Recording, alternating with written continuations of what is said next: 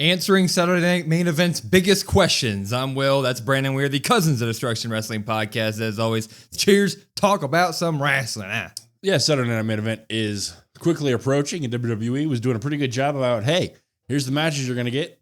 And then they stopped doing that. So typically we would have done predictions out today. Those will be out later in the week, though. Yeah, we need some more matches announced. Right now we got 3, and they're good matches. 3 championship matches on the card at the moment, but 3 matches ain't a lot to talk about. I had to go into the interweb and look at what everybody was saying online for a bunch of this stuff. So a lot of this is coming from people on the internet. So we're going to give our answers to it. But make sure to stop by this week, because Monday and Friday and Saturday, there will be live streams for Raw, SmackDown, and Saturday Night Main Event. So be there, youtube.com/COD Wrestle Pod. But let's get into this thing, I wanted to start with, this may not be Saturday Night Main Event focus, but WWE put out a 40-second little vignette this morning on their Twitter and on their social medias of some nice shoes walking. Guy in some nice shoes walking in a hallway. And if you open up the comment section, it's all Y2J, all Y2J. Chris Jericho, Chris Jericho, Chris Jericho, Chris Jericho. Well, WWE is all about their big moments, right? At Saturday Night Main Event, is Chris Jericho going to make his surprising return to the WWE? Oh, God. Yeah, see, I didn't see that, but that sounds like it'd be pretty cool. I'll have to look it up as soon as we're done here. I'm going to say no on this one for Saturday Night Main Event. I don't know. When I hear Chris Jericho, I think big time. I think a big show, right? Something massive. I'm not quite sure when the contract's up either, so maybe that has something to play. I know Rumble was initially a thought process for a lot of people, like, hey, surprise entrance into the Rumble. Maybe you do a Survivor Series. Why not? That's right around the corner. So maybe towards the end of the month, Survivor Series. You know what?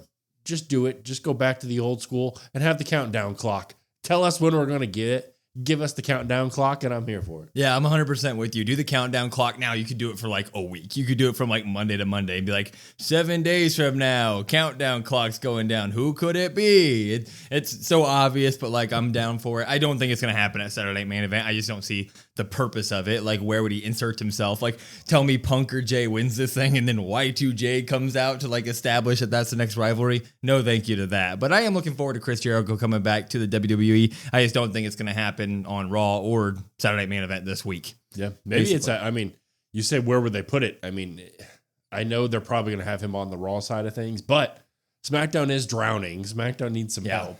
So you're like, you know what? Cody, Drew, Y2J, throw them in there. Why not? Well, yeah. Why wouldn't you? Yeah, sure.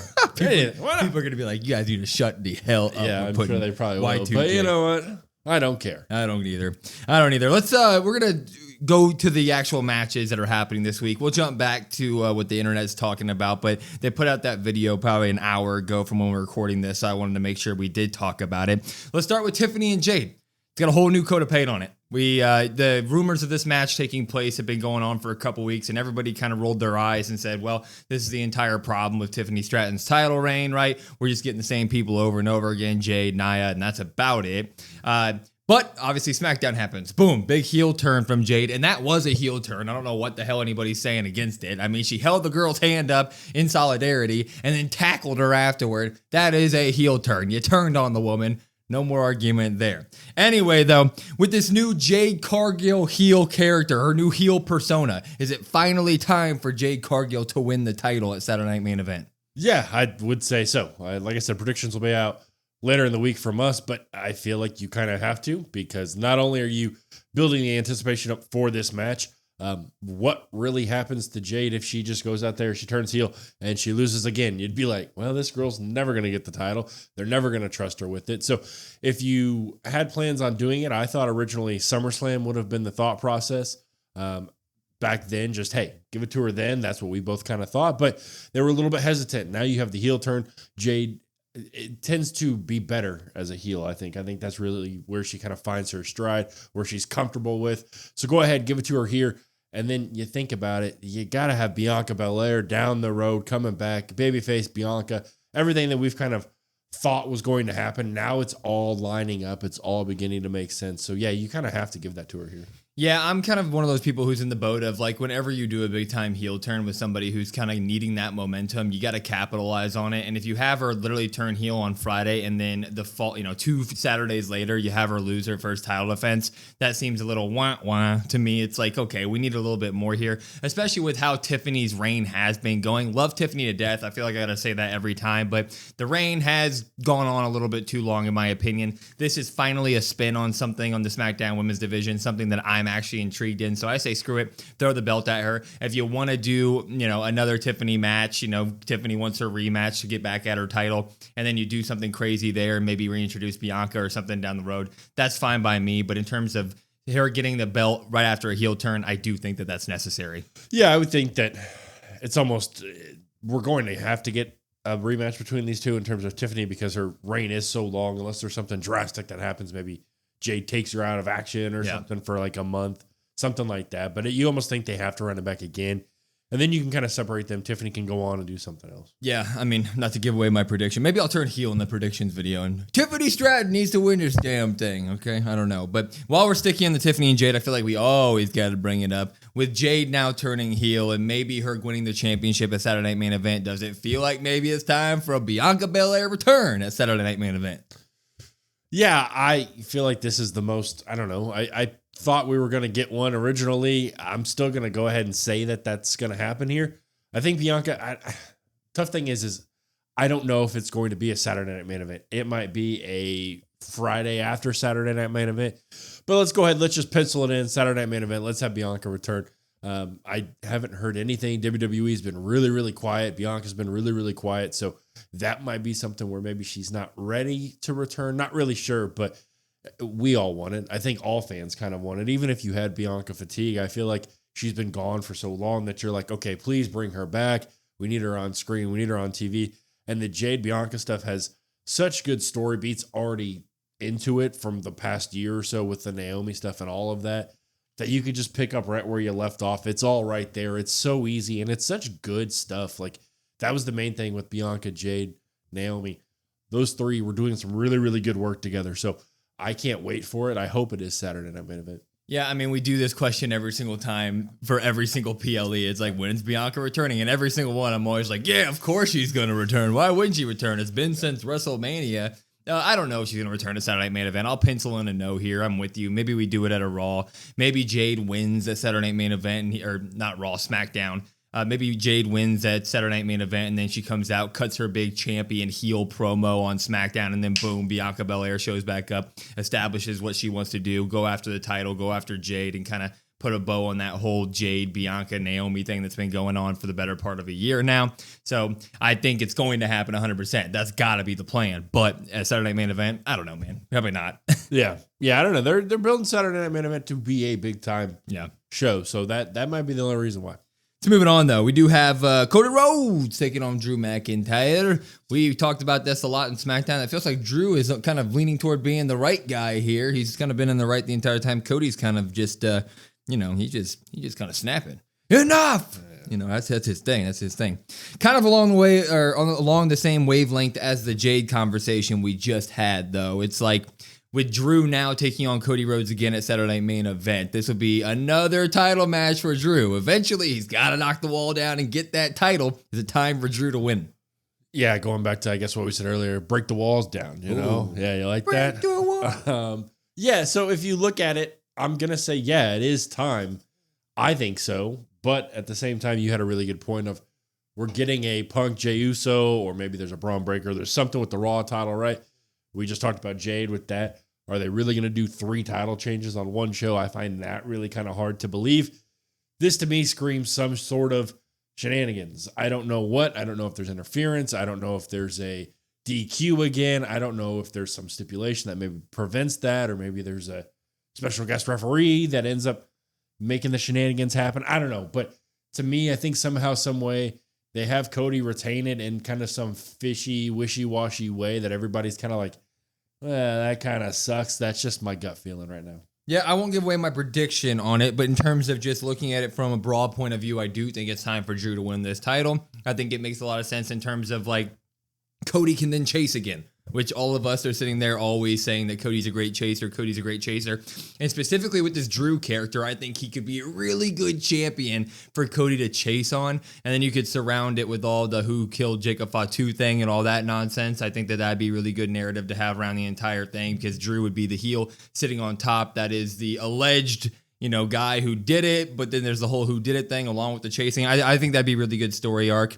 And Drew McIntyre just freaking deserves it, man. The dude does all the narrative work. It's time for Drew to win the title. I won't give away my prediction, though, because I do think that's a whole nother conversation to be had on it. Yeah, there's a thought process here of like a who should win this title, like who kind of needs to win the title here and who probably will. Yeah. Make sure to check out the predictions. Go more in depth. In this match, though, obviously we've been talking about both of us just within our explanation of why Drew should win it. The explanation of other people getting involved popped up here. You have you had Jimmy get involved on SmackDown, and he inserted himself into Drew stuff. Jacob Fatu was kind of involved in all this stuff. Randy Orton's always lurking, slithering around in the back. We don't know what's going on with him. It feels like somebody's gonna get involved in this Drew Cody match. I might guess a Randy Orton on it. Yeah, that's probably the odds-on favorite. I don't really know what Randy's been doing, where he's been at, but he's always kind of around that title scene as well. Him and Drew obviously have the history. Him and Cody have the history, so that makes a lot of sense there. It could also be somebody off the wall random that we don't really expect, that you're just like, oh, I feel like they're starting to really, I guess they'll choose other superstars in terms of like who done it down the road, in terms of we go through all these other people and then we loop back to Randy and then we find out it's Randy or Cody towards the very end. So I could see some Tongaloa, somebody random that they'll just throw out there in terms of, hey, maybe this person attacked Jacob Fatu. Yeah, I mean, I guess what we're kind of getting at here is if Randy heel turn. Is that going to happen at Saturday main event or anything like that? I don't think so. I don't think we're going to get such a big moment like that happening at a Saturday main event. I'm more intrigued as to what all this leads to in terms of the Survivor Series match. If we do get a War Games match, with a bunch of these people in it, please don't give us the Wyatt 6 War Games match. I'll go ahead and throw it out there. I'm telling you, that's what we're going to get. That sounds terrible. That's what we're going to get. That's what the people want. WWE, you're not listening, but if you are, don't do that. But Randy heel turn happening at Saturday Night Main Event, I don't know. He may come out there and, try to help Cody, and you may get Big Jim out there trying to do the nonsense, and then there just is a ton of shenanigans going on, which either costs Cody or gets Cody the win. But in terms of like a big moment where Randy comes out and like decidingly boots Cody or betrays Cody, I don't think we're getting it this time around. Yeah, it'd be really tough to kind of do that for them because Randy hasn't been on TV. Yeah, and yes, I know last time they were on TV, Paul Heyman kind of hinted at the Randy Orton, Cody Rhodes. Oh, well, there's dysfunction between your friendship and stuff like that. But that's all we got. So you really kind of haven't laid into that. So you need a lot more for there to just be a random turn. Completely agree with you. Then the big one, though, we do have CM Punk taking on Jey Uso for the vacated WWE World Heavyweight Championship. People obviously not happy about Jey being in this match. We discussed that on our Monday Night Raw or our Saturday Night, one of our podcasts. Go ahead and check all of them out. It'd be great. But Braun and Bronson, they were all of a sudden just non-existent on Monday Night Raw at the end of it. Feels like they're still going to get involved in this title match in some way, shape, or form. Do you think maybe Braun or Bronson decide the winner? They go in there and pick one of the guys? Do you think we get a new member of the Vision added to them? Do you think it's a no contest? Braun and Bronson are going to disrupt this match, right? Yeah, and I think they're actually going to disrupt this match tonight on Raw. Ooh. So I think some way, somehow, there's some shenanigans with Braun and Bronson that ends up getting Braun Breaker into that triple threat. I'm going to go ahead and say it. Make it a triple threat. I don't really know how they do that. I guess maybe hold Adam Pearce kind of hostage and be like, basically, you're going to put us in this match. You're going to put Braun Breaker in this match unless you want Bronson Reed to tsunami you. That's probably what ends up happening here. And then I think you do get a third member, or I guess fourth member, however you want to talk about that. I know you're not going to like this. I still do think Austin Theory is going to be a part of the Vision some way, somehow. They've just been so many reports on it. That was their initial report. You kind of maybe need some sort of fall guy for the Vision because Bronson Reed and Braun Breaker can't go on terrorizing, being undefeated for months and months and months and months and months until Seth Rollins comes back. People will get tired of that. So you do need some sort of fall guy. So some way, shape, or form, I'm going out on the limb. Triple threat.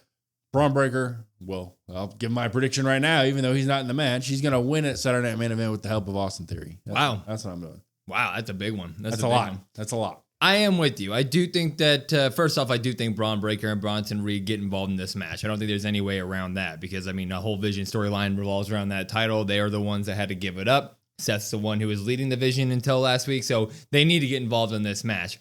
I do think that we get the other member introduced at Saturday Night Main Event because, again, War Games is coming up, and there's a bunch of different ways to look at this, but if you wanted to do some sort of vision in there, you're going to need more members at the end of the day, and I'm with you. You need somebody to take some pins, because Bronson Reed just pinned Roman Reigns. It's obvious that Braun Breaker is next in line for that title at some point, so somebody's got to be here to take some damn pins. But if you want it to be Austin Theory, I guess so. Go ahead and book it. Am I that interested in Austin Theory becoming the next member of Vision? Hell no, but we need a guy to take some pins. He's good at taking pins. I think it's going to be introduced at Saturday Night Main Event. Who would you have? I have no idea. I have no idea. That's a great answer. Just not Austin Theory. Oba Femi. He won't be taking pins. Paul Heyman will take the pins. There we go. Off the top of my There we head. go. Santino Marella. There we go. He could fit in there. It's just tough. Like they need somebody to take the pins. They need somebody to be the fall guy. And so that's where he kind of just fits in perfectly. They should have just had Seth stay in the group with a knee brace on, and he just can't get the wins. He just keeps taking pins. I mean, CM Punk and Jey Uso, they are the main part of this match. They are the two guys. At the end of the day, if Braun and Bronson don't get involved, if WWE is actually booking this match to just establish a new world champion, no shenanigans, one of them got to win the damn thing, and we're going to have a new champion going into Monday Night Raw. Let's get our thoughts on these two. Jey winning, Punk winning. Who would you prefer? Not who do you predict. Who would you prefer to win the belt and why? Yeah. Oh, man. See, that's tough. I guess I'll right off the top of my head, I'd go Punk. I prefer Punk to win. I think Punk long-term is a better just overall champion. I think Punk has the tools to be a champion. He feels like the main event guy, right? Like he can have promos and feuds with anybody. They're really good. He's proven time and time again that he's lost a step, right? Don't get me wrong. He's not what he used to be in his prime, but CM Punk can still go in the ring. He is still very, very solid. So, and there's a lot of storytelling elements in his matches that I really like. So from that aspect, I'm going CM Punk. He can also still do a lot of the stuff that we talk about with a champion like a Seth Rollins, like a Cody Rhodes. He could do the promo stuff, the media stuff. Like he's done it all before. He could do it all again. Jey Uso, in terms of if Jey Uso were to win, if you look at it kind of story-wise, I would be really intrigued by it. I know I was a little hesitant probably about it, but the whole like Jey wanting to become the tribal chief, wanting to become like the Roman Reigns equal and Roman Reigns input on it all, I really kind of would think like, okay, he is kind of closer to Roman Reigns like they've talked about time and time and time again. He's kind of being centered, focused in terms of accomplishing his goals. It is all him. That story really is intriguing to me. I do like that. But while I like all of that, I think it is still just a little too soon to kind of just like, I feel like he has to struggle more in order to get to that point. In terms of who I prefer, I'm going to pick CM Punk, and I'm going to say I prefer CM Punk by a mile on this one. I'm not even the biggest Jey Uso hater, but I like what Jey Uso's storyline is right now. I like him molding himself into the Roman Reigns and falling in that shadow, but I don't know, man. We just saw the Jey Uso title reign, and it was a good moment. Mania was fun, but like, I personally never bought into him being my world champion.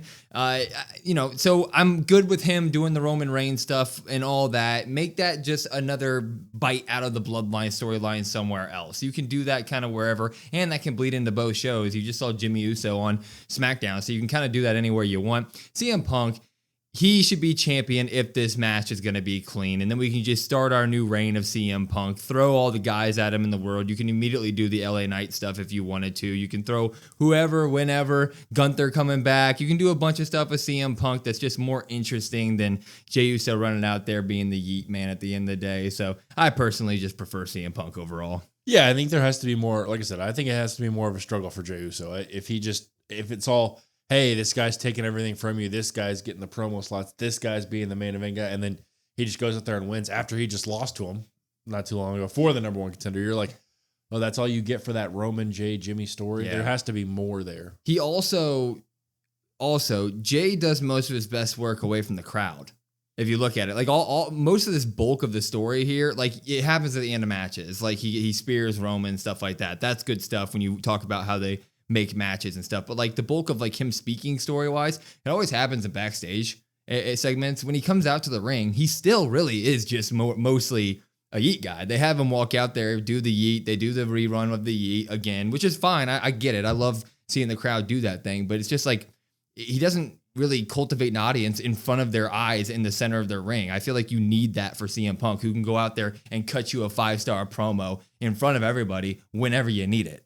Yeah, it's also kind of tough for Jey. Like, I'll give him, I agree, that does happen, but it is also like, there have been times for Jey where he has been so serious and people are eating and he's like, no, quiet down. I need to be serious. And it's like the yeet has taken over so much that it is tough for him in ring to try to do anything. And that they've kind of put themselves in the corner there. With right. That. They shot themselves in the foot with that because you sell the yeet merchandise at every different place. Right. So it's like, well, you got a yeet, but like, that's all we get now because your yeet takes 7 minutes. You get to the ring, you do the and now you don't have time to talk, and he's out of breath to do it. And it's really tough when you're trying to cut a very serious promo about, hey, I'm going to beat this guy up. This guy insulted my family. This guy. And it's like, I'm going to yeet. And it's like, no, crowd. It's tough. That's a really tough spot. That is true. They really shot themselves in the foot on this one.